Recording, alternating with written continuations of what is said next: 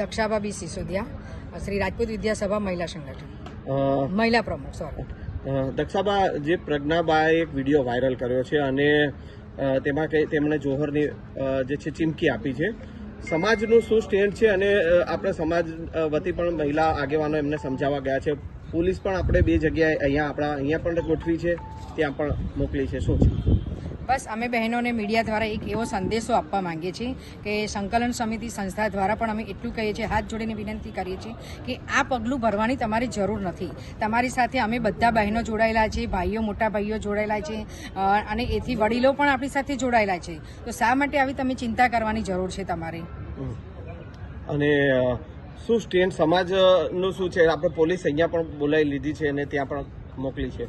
હા, પોલીસ અમે અહીંયા લેખિત અરજી આપીને એમને બોલાવી લીધા છે, કારણ કે એ પણ એક સુરક્ષા માટે જરૂરી છે કે કોઈ પણ બેન આવીને કંઈક ઉત્સાહમાં જોશમાં કંઈક અનવનું પગલું ન ભરે, એના માટે થઈને અમે પોલીસ પણ બોલાવી લીધી છે.